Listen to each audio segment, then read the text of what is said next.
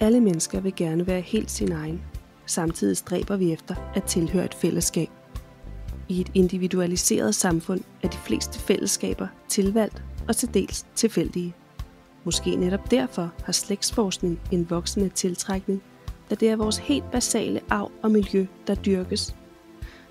Det omfatter en følelse af samhørighed med både nær og fjern slægt, for det meste fra fortidens verden. Vi kan spejle os i familiens bedrifter, nederlag eller karaktertræk. Vi kan samtidig reflektere over og fortolke vores eget liv. Mit navn er Pernille Canto. Jeg er sociolog og en nysgerrig slægtsforsker. I denne podcast vil jeg dykke ned i, hvordan vi alle i bund og grund er formet af fortiden.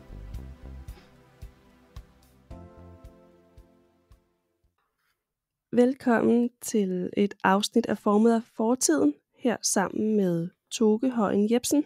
Du er 21 år, bor i Hune nær Blokhus og har en gymnasieuddannelse, lige nu jobsøgende. Yep. Jeg skal starte med at sige hej til dig. Jamen, hej Pernille. Hej, og spørge dig helt indledende, hvorfor laver du slægtsforskning? Jamen, jeg laver slægtsforskning på grund af, at det, altså for det første, jeg har en historieinteresse, og det har jeg haft rigtig længe.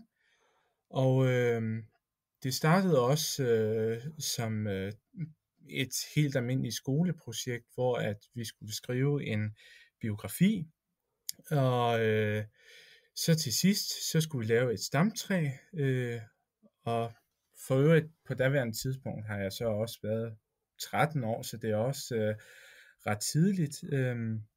Men jeg kommer så hjem til min mor for at så spørge hende omkring vores stamtræ, og hun går op til computeren og researcher lidt efter vores familienavn, Højen.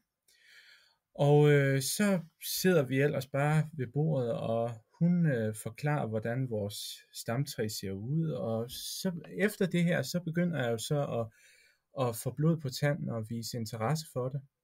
Ja. Og du startede jo selvfølgelig med dit eget efternavn, kan jeg forstå, altså historien om Højen. Ja, det fordi det synes jeg, det var jo sådan også lidt et specielt efternavn, så derfor så vil jeg også gerne finde ud af, hvor det stammede fra og sådan. Ja, det er nok også, altså det efternavn, man selv bærer, det er jo også det, man møder verden med, så jeg kan helt klart forstå dig. Jeg startede også med mit efternavn, og det er ikke nødvendigvis lige det nemmeste at finde, men det er det, der ligger lige for, når man starter sin forskning. Ja, netop. Ja. Så fik du det store stamtræ af din mor, og fandt så ud af, at det var måske mere en masse fakta, i stedet for de store historier bagved. Hvad gjorde du så?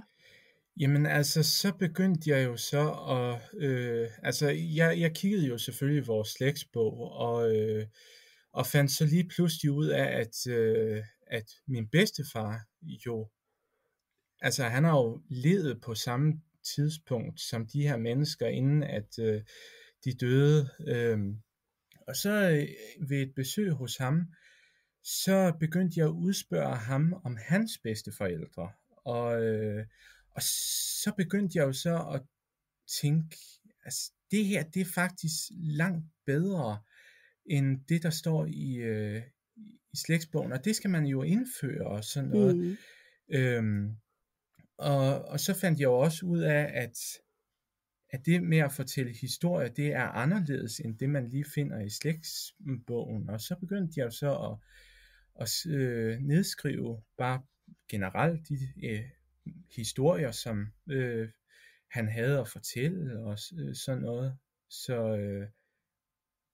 ja. Nu er du startet rigtig ung. Det kan man vel godt sige. Jeg selv startede også som den 20-årig. Men du er yngre end mig. Så du er jo gået ind i slægtsforskning på et tidspunkt, hvor at rigtig mange kilder var tilgængelige allerede. Så det har jo været en kæmpe force for dig at gå ind i det med de øjne.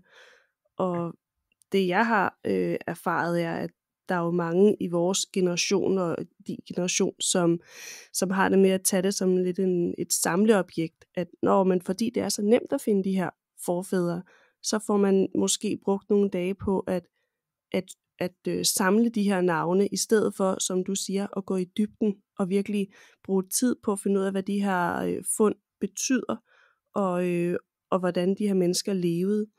Kan du finde en balance i det, når du for eksempel finder en hel gren på en hjemmeside, du kan gå ud fra, og så lige stoppe op og reflektere over det, ligesom i gamle dage, hvor man sad på et arkiv og ledte måske 2-3 dage efter noget, der tager også 10 minutter? Jamen, det kan jeg faktisk godt, fordi hvis jeg skal indrømme det, så gjorde jeg faktisk også meget i starten, at jeg gik ind på hjemmesider, som du jo siger, og fandt navne og sådan noget, som jeg ikke kendte fra slægtsbogen, og fik dem indført på vores stamtræ og så videre, så videre, så videre. Fordi jeg havde jo ikke rigtig så meget lært at bruge de digitaliserede kilder endnu. Men så fandt jeg jo så ud af, at nogle af de oplysninger, man finder, de var forkerte. Og så begyndte jeg jo sådan lidt at tvivle og bruge faktisk mere tid på at undersøge de her sådan, ting lidt grundigere. Gå ind i kirkebøgerne og sådan lære, hvordan man brugte de forskellige hjemmesider og sådan noget. Og fandt ud af, hvor kilderne var på det store internet. Og så den vej, så gennemgår jeg det jo sådan, som man gjorde før i tiden, meget mere nøje. Og, har du prøvet at... Undskyld. Ja, jamen bare. Har du prøvet at være på arkiv og bruge måske en hel dag, måske flere besøg på at finde noget, du ledte efter? Nej, det har jeg faktisk ikke, fordi jeg bor ret langt væk fra altså statsarkiverne, hvor man kan finde den slags. Men jeg kan sagtens bruge en halv dag eller et par dage på det, der ligger allerede indscannet på internettet. Men det er jo også rigeligt, synes jeg, i hvert fald lige til at starte med, fordi så kan man finde ud af, jamen, hvor har personen egentlig været? Man kan kigge i folketællingerne og finde ud af, hvor de måske har arbejdet, eller hvad for noget familie de har haft. Eller så kan man finde ud af, hvis de har været slemme, så kan man jo gå ind i domprotokollerne eller sådan noget. Ja, man er på en måde, vi er bedre rustet i dag til at være bedre forberedt, når vi skal på arkivbesøg. Der er mange flere ting, vi kan slå op hjemmefra, for at vide, at vi bestiller det rigtige, nu hvor man faktisk kun må bestille 15 arkivalier, og det lyder meget, men det er ikke særlig meget, hvis der findes 20 af samme arkivalie, der kunne være der, vi skulle lede. Ja, det er du fuldstændig ret i. Det er nogle gange, altså når jeg har sat en hel dag af, og min mand passer børnene, og nu skal jeg på Rigsarkivet, og så er jeg måske kommet hjem helt tomhændet, fordi det var ikke lige dem, det lå i. Og det er selvfølgelig, det gør jo fundet så meget mere banebrydende, når man så endelig finder det, men tiden, man bruger på det, der kan jeg godt forstå, at det førhen har været en hobby, der var mest udbredt blandt de ældre, som havde tiden. Og det, at det meste af de gængse kilder er på nettet nu, gør jo, at vi unge også kan være med. Det er jo kun godt. Ja, helt klart. Helt klart. Ja. Og altså ved, at de kilderne er at finde på internettet, på hjemmesider, det gør jo sådan set også, at fordi dem, der jo så, fordi i min generation, der har vi unge jo tæt forhold til internettet, og når man så kan finde dem på internettet, og ikke skal til at rejse langt for at finde kilderne, så gør det nok også et eller andet, en stigende interesse og sådan noget. Helt klart. Føler du dig som familiens arkivar med det arbejde, du laver? Ja, på en eller anden måde, kan jeg godt føle, at jeg er familiens arkivar, fordi at jeg er den eksempelvis den eneste, der kender slægten stort set nærmest udenad, og har breve og dokumenter og billeder og sådan noget fra familien samlet. Men når vi går tilbage til mine tipoldeforældre eller mine oldeforældre eller deres søskende eksempelvis, så er jeg nok ikke i så høj grad, fordi jeg har jo stadigvæk en hel del gamle familiemedlemmer, som kender deres historie bedre og har jo levet på de har jo levet på samme tid som man finder på stamtræet. Og jeg har også en fjern slægtning i Højen-familien, som har en masse historier, der han er blevet fortalt fra hans bedsteforældre og ting fra starten af det forrige århundrede. Men han kender så ikke helt stamtræet på samme måde, som jeg gør. Så vi hjælper hinanden med at holde historien i live. Det er jo, det kan jeg også genkende, da jeg stadig havde min farmor, og jeg kunne komme med alverdens fakta, og måske finde nogle gamle billeder, eller hvad jeg nu kunne finde, barnefædre, hun ikke kendte til, men det var jo hende, der havde levet det liv med sine forældre, og derfor så er det jo 2 vidt forskellige ting, og de har jo også, i og med den fjerne slægten kender de her historier, så er han jo også interesseret i at fortælle dem videre.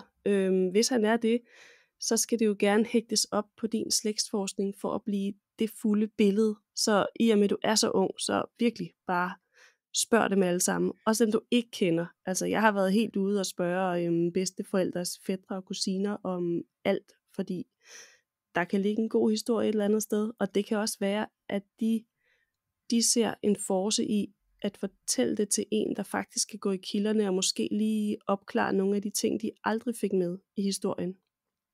Jamen, helt sikkert, altså, og det er jeg faktisk i færd med, og det har jeg gjort længe, og har været ude ved mine bedsteforældres kusiner og fætre, og faktisk gået så langt tilbage, at jeg har også fået kontakt med nogle af mine tipoldeforældres søskendes børnebørn. Hold da op. Ja, som kan de her historier om familien, så det er noget fedt noget. Det er fedt at være sådan en del af, altså et fællesskab, både inden for slægtsforskermiljøet, det er jo et fællesskab, men det andet er at være en del af en stor familie, som ikke er familie i den her enhed, vi nu mødes og holder jul og fødselsdag med, men at man kan være familie på sidelinjen med sine tipoldeforældres oldebørn, og dele historier, uden nødvendigvis at skulle lave sit liv om og få plads til flere rundt om bordet. Bare finde ud af, at man er en del af et større hele. Du fortalte også, at du synes, du kunne spejle dig i nogle af familiemedlemmerne og bruge den viden, du har fået til at kende dig selv bedre, for eksempel historiefortælling. Kan du fortælle lidt om det? Ja, altså, fordi vi i hele familien, altså det er nok ikke så udbredt. Altså jo, det er stadigvæk lidt udbredt i familien nogle steder, men vi har altid i Højen-familien haft et virkeligt en gejst for at fortælle altså at de ældre fortæller om deres barndom, og har altid elsket det, og det har jo gået i arv fra generation til generation, så derfor så kender jeg også en del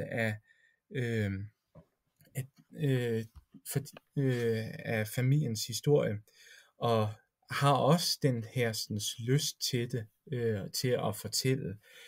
Og også når vi snakker om at fortælle, så det at forfatte, som jeg også elsker, forfatte historier eller små historier, det havde min oldemor også et stort hjerte for, fordi hun havde noget, hun skulle fortælle, et budskab. Ja. Og samtidig, altså der er en hel masse, som der går igen fra generation til generation. Og det der med at fortælle historier, det er i hvert fald en stor del af det. Har du, nu var du 13, da du begyndte, men i barndommen, har du hørt godt nok efter, når de gamle fortalte? Eller var det først senere, du tænkte, jeg skulle nok have hørt efter, eller de skal lige fortælle det igen, så heldig du nu har været? Altså, der skal jeg være ærlig og sige, det har jeg ikke, fordi altså, jeg var ikke ret gammel, da at jeg mistede en stor del af mine bedsteforældre. Og vi legede jo mest lege, som børn jo gør, og sådan, så vi har jo ikke, så jeg har jo ikke haft så meget fokus på det at fortælle, eller høre efter, mener jeg, når de gamle de fortalte. Men så der at jeg begyndte at få blod på tanden, og høre efter, når at folk de fortalte i familien, så har jeg jo selvfølgelig spidset ører og virket meget interesseret og så videre. Ja, altså min farmor fortalte de samme historier hele tiden, og alligevel var det først, da jeg begyndte at lave slægtsforskning, jeg tænkte, at jeg nok skulle spørge hende igen. Fordi det blev bare sådan en, du ved, det blev sådan en historie, man hørte hele tiden, men med et halvt øre, fordi man havde hørt den lidt, og havde aldrig rigtig sat sig ind i, hvem personerne var. Men hun var virkelig god til at fortælle, og havde sikkert et ønske om, at jeg skulle kunne det hele. Og det havde hun sikkert til alle sine børnebørn, og så er det jo bare heldigt, hvis et af de mange børnebørn gider at grave i det, ikke? Ja, netop. Og det er faktisk også noget af det samme, efter at jeg har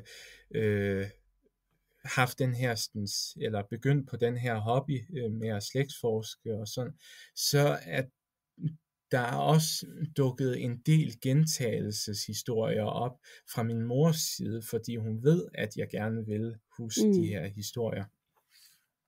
Det er meget interessant, hvilke historier, der bliver givet videre, og hvilke der ikke bliver. Og altså, jeg fik også historier, hvor der var barnefædre under 2. verdenskrig og sådan noget, og det kommer an på, hvilket fokus, hvilken pointe de gamle vil have, der bliver lagt i den historie, der bliver bragt videre. Her var pointerne mere, at hendes forældre var storsindede og tog de her børn ind og sådan.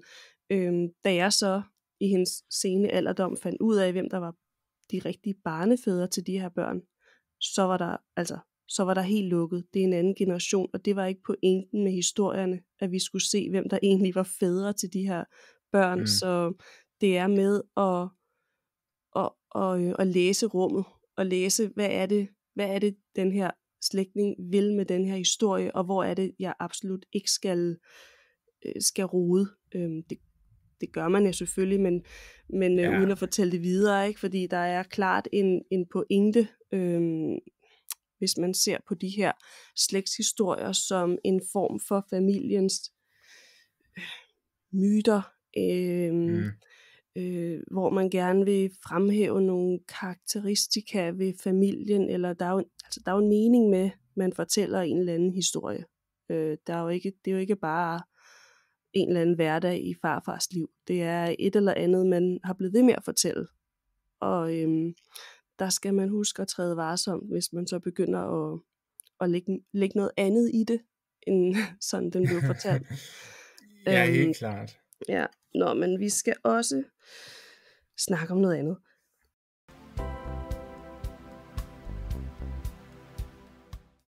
Du har en familiehistorie med om Anton Rudolf Christian Sørensen Raffen fra Ryomgård på Djursland. I 1841 blev han vist født.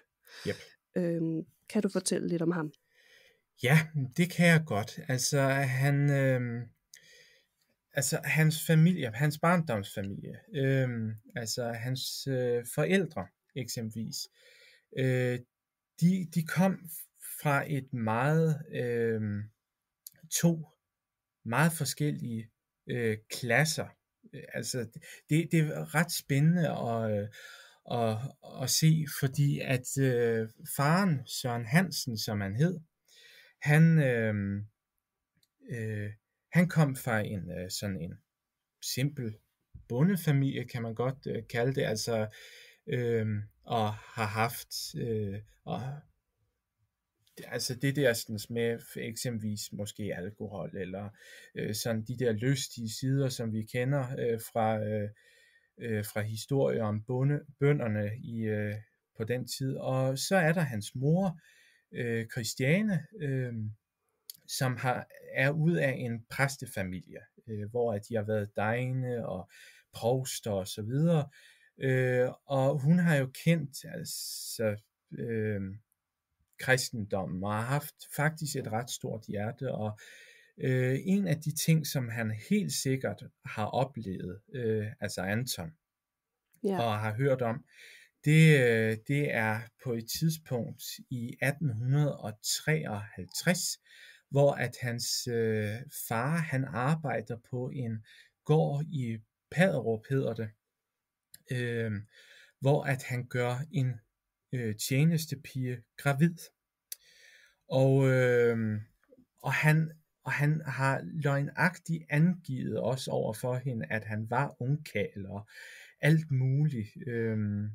Og Anton har været 12 år der. Ja, på daværende tidspunkt. Ja.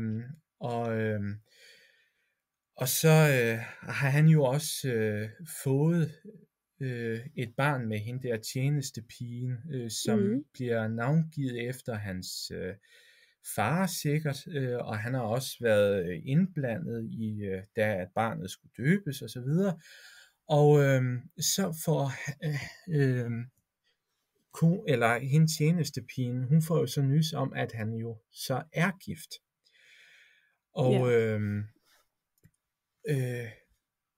og så er det, at hun spørger ham, om det er sandt, og så siger Søren, at det skal hun ikke bryde sig noget om. Og der træder han jo så ud af hendes liv. Men så så bliver han anklaget, sat for en domstol, og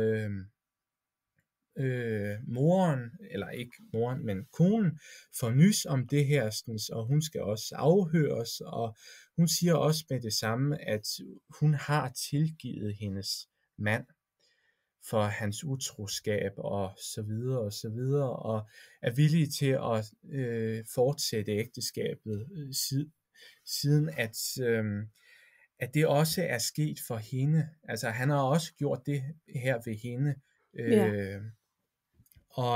Og der kan man virkelig se det der kristne menneske, det storhjertede, og så den her sådan lystige unge, eller ikke unge karl, men den her lystige mand.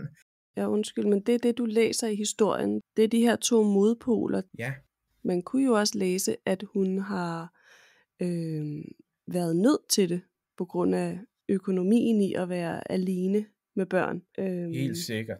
Så der er jo mange facetter af det, så det er jo igen, hvordan man læser historien. Og den grund til, at den er blevet ført videre hos jer, det er så de her to modpoler og næstekærligheden.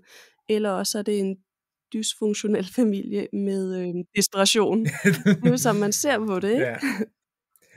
Jo, helt sikkert. Men det her er faktisk ikke en historie, jeg er blevet fortalt, men en, jeg har fundet i kilderne. Men det er virkelig et dejligt syn, du kommer med det, fordi det er jo, altså det efterlader jo også det der sådan med, at hun har været storsindig, og også det store problem, det har været, hvis at manden er kommet i fængsel eller sådan noget. Ja, og altså nu har han så en anden mund, han skal mætte, fordi han står jo ved det her barn, så uanset hvad, så er det jo hårdt for familien, men bedre at have ham end ikke at have ham. Ja, netop. Du havde flere historier om ham? Ja, altså, så går vi jo så lidt frem i tiden, hvor at han bliver konfirmeret i 1856 og kommer i tjeneste hos pastoren på Marie Magdalene Præstegård. Sikkert moren, der skaffede ham pladsen. Og der har han så ud fra en familiehistorie der har han så været herskabskusk, og en gang fortælles det, at han kørte herskabet, eller pastoren, til henrettelse. Altså ikke, at han blev henrettet, men altså, at de skulle ud og se henrettelsen. Og så kunne han jo, han havde fantastisk udsyn til henrettelsen, da de så kommer dertil. Så fortæller han, at da bødlen havde hugget hovedet af den halshuggede, så løfter han hovedet op i udstrakt arm, og der kunne man så se tungen rulle i munden på hovedet. Ja. Så det har været Uha.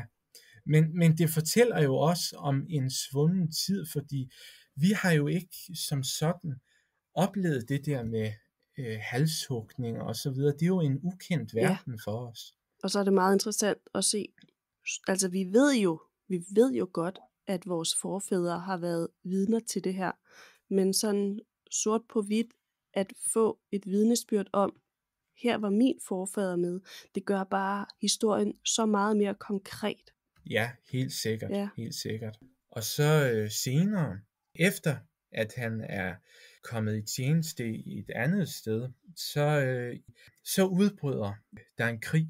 Den anden slesvigske krig, eller som vi mere nok kender den, krigen i 1864, hvor at han muligvis deltager. Han gør i hvert fald militær tjeneste, fordi der står på hans ansøgning om en erindringsmedalje, fordi han ansøgte jo som så mange andre. Der står der, at han er kommet ind den 10. maj i 64. Og det er så kun en måned før det går løs på Dybbøl, så han har nok været med på Dybbøl, men nok ikke været altså sådan aktiv, fordi altså for det første, han tjente, kan jeg fortælle, på det 4. batalleri, 1. artilleriregiment, og var menig. Men da han så ansøger, så står der nederst på ansøgningen, at han ikke er udkommanderet under krigen. Så han får jo så ikke tildelt en erindringsmedalje, men alligevel så er det blevet fortalt i familien, at han har været med, og også så findes der i familien et soldaterbillede, faktisk 2 af ham fra den gang, hvor at der faktisk på hjørnet er en lille klat gammel blod. Så det er meget nærliggende. Han har måske stået i skyttegravene, men han har ikke været sådan i aktiv kamp. Så det var kun i aktiv kamp, man fik den medalje? Det kan godt være. Altså nu har jeg jo så ikke, ved jeg så ikke det ene med det andet. Det burde jo være alle, der var med. Ja, det burde være alle, men alligevel er der nogen, der ikke fik en erindringsmedalje.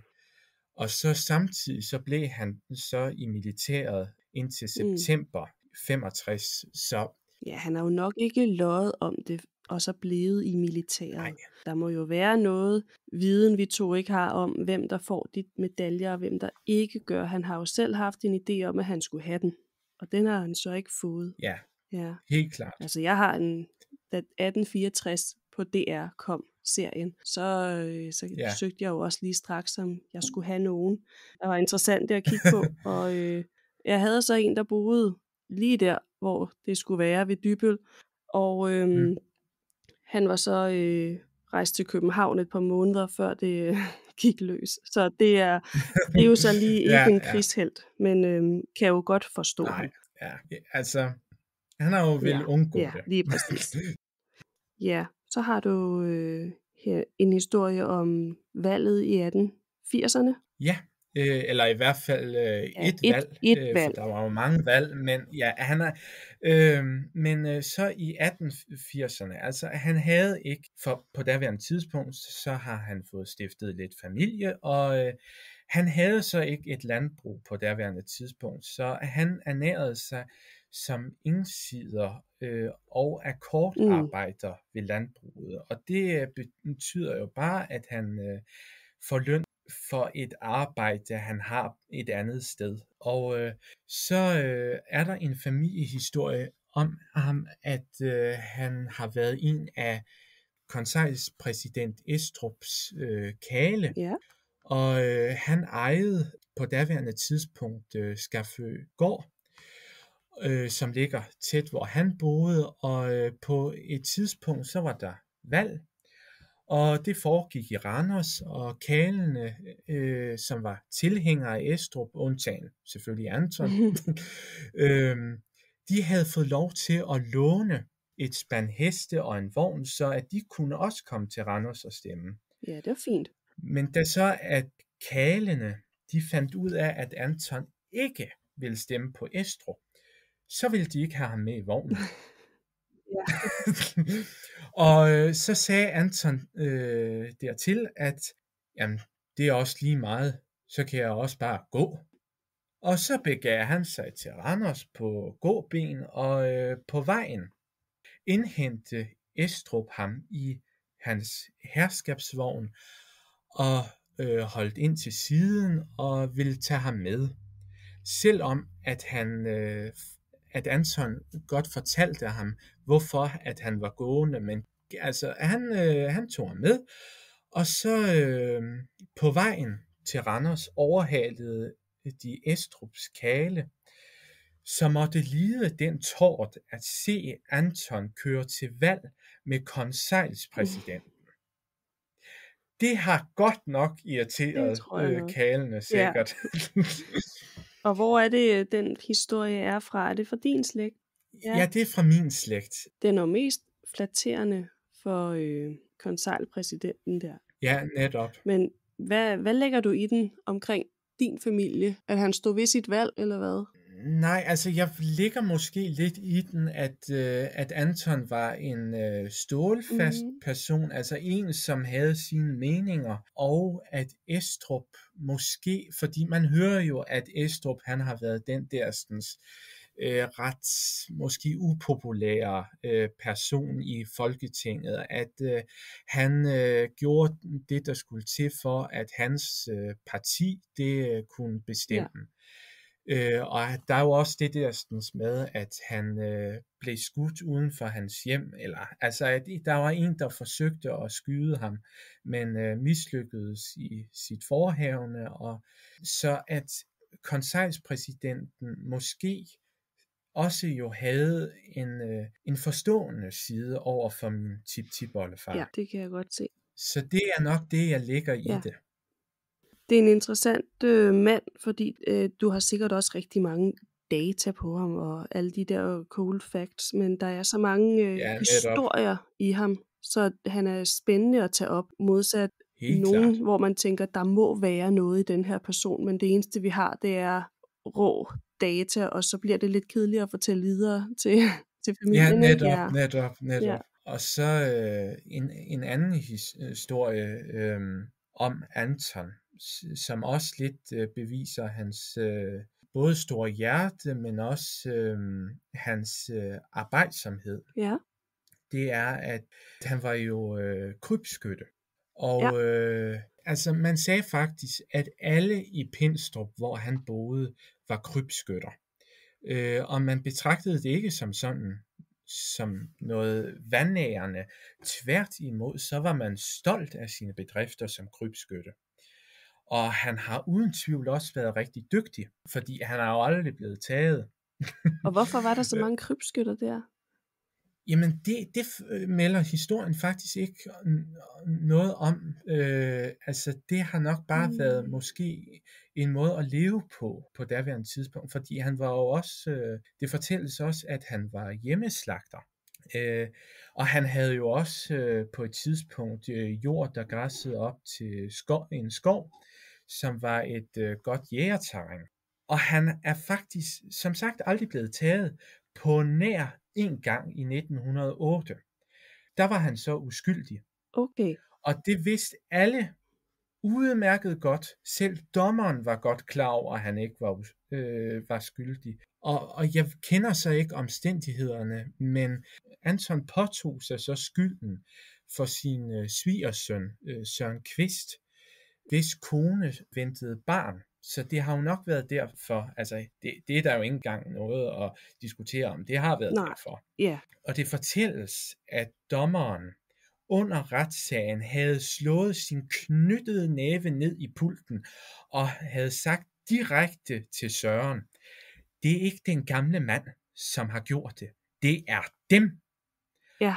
Men, men da så Anton han fastholdt sin skyld, altså så kunne dommeren jo ikke gøre andet, altså han havde intet andet at gå efter, fordi nu havde Anton indrømmet det, så han kom i fængsel, fortælles det, men kun i et par dage, og så blev han så løsladt efter kongelig benådning, eller ved kongelig benådning. Okay. Og altså alle har jo nok været med til at løslade ham, måske, men man har jo godt været klar over, at det ikke har været ham. Det er jo en meget fin historie.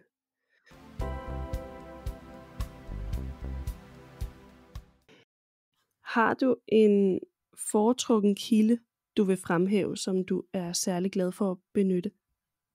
Ja, altså, hvad skal det være? Det kan være en online kilde eller andet, du er særlig glad for at rode rundt i. Ja, altså, jeg elsker jo at høre historier.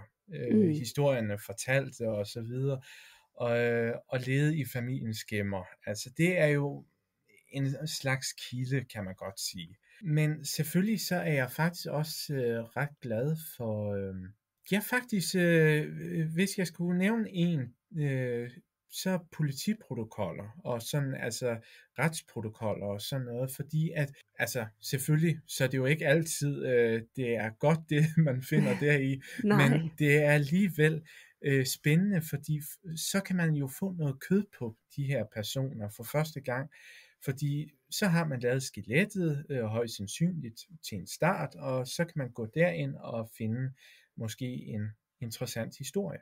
Ja, det er helt enig. Og man kan også nogle gange finde nogle beskrivelser af dem. Altså fysikken. Netop. Hvor høje de har været, eller blå øjne, eller hvad de nu har haft. Ja, så vil jeg spørge dig, hvad tænker du, at slægtsforskning kan give både dig og familien, og måske på et større plan? Hvad er der godt ved at slægtsforske? Jamen altså, det kan jo give en forståelse, kan man godt sige. Altså i hvert fald som det første, at det kan give en forståelse af en som individ. Altså hvad kommer man af? Hvorfor har man et eller andet, nogle følelser, eller hvorfor har man en kæmpe stædighed, eller hvorfor elsker man det ene eller det andet, fordi det kan jo også komme fra familien. Eller hvorfor har man den her gave? Så der er nogle træk, man ligesom kan genkende sig selv i, og det kan også, altså så når man fortæller ens familie om nogle af de træk, eller ens bedsteforældre eller andet, så er det ligesom, at det samler os, lidt ligesom Danmarks historien samler danskerne, så samler vores families historie familien. Ja. Og det kan jo også give noget mod til, altså en gejst, at man kan udholde mere, fordi man måske har en forgænger, for eksempel som Anton, at han har været højst sandsynligt med i 1864, så giver det lidt danskhedsfølelse, fordi at 1864, det er jo rigtig meget, altså der er i hvert fald en del danskhed indblandet. og man var med. Altså på en eller anden måde, man var med. Altså jeg ser det jo lidt som, nu er jeg jo også religionssociolog. Hvis man kigger på før i tiden, når man også stadig nogen, der gør selvfølgelig, men når et helt samfund samledes om nogle guder, som for eksempel nordisk mytologi. Vi kan stadig godt lide nordisk mytologi som nation. Det er noget dansk, men er kommet lidt væk fra det her univers om, at de måske virkelig var her. Men det var jo igen, alle guderne havde deres egenskaber, og gav os en form for tryghed, og en form for fællesskab og samhørighed, og tanker om guder og mennesker sammen. Og på samme måde så har slægtsforskning lidt taget den kasket på og sagt, den her familie har lige præcis de personer, og den her familie har nogle andre personer, men med de samme egenskaber. Ja, Vi netop. drages af de her personer, vi skal spejle os i. Men man vil også gerne være unik, og derfor så det er ikke så vigtigt, om vi alle sammen stammer fra Harald Blåtand eller kongefamilien langt tilbage, fordi det gør vi nok. Det er mere unikt at have noget inden for de seneste 6-7 generationer. Man kan have lidt for sig selv, men alligevel strukket ud på en måde, så vi kan finde alle personlighederne i den her flok af vores gudelignende mytefigurer, vi graver frem, uden det skal blive for fagligt. Men det er lidt sådan, jeg tror, man kan se slægtsforskning som sociolog, at det er en samhørighed om at være dansk, men samtidig vil man gerne have det lidt unikt ind i sin egen familie. Det, der også gør det særligt, det er, at man kan fortælle historier, som ingen har hørt før, om egnshistorier, som altså, at det her, det er sket her og her, og folk, de synes jo, det er interessant. Altså hver eneste gang, at jeg har fortalt, eller ofte i hvert fald, så er folk jo blevet interesseret, og sådan, hvordan filan ved du det fra, og de begynder jo også at spidse ører og sådan noget. Jeg synes, det er rigtig godt, at du havde det der skoleprojekt. Det er bare så givende, fordi nu var det folkeskole, men hvis man sagde, at man på gymnasiet i 1. eller 2. G skulle lave et historieprojekt eller noget, og man sørgede for, at alle fik et foredrag i slægtsforskning og en introduktion, og så over en måned skulle arbejde over et eller andet historisk, hvor de vidste, at deres familie havde været inde over, så tror jeg, det vil give dels en større forståelse af Danmarks historien, og en større indlevelse i det, og måske også mere motivation til at få lavet det her, fordi det åbner ens øjne så meget til, at det ikke bare er en historiebog.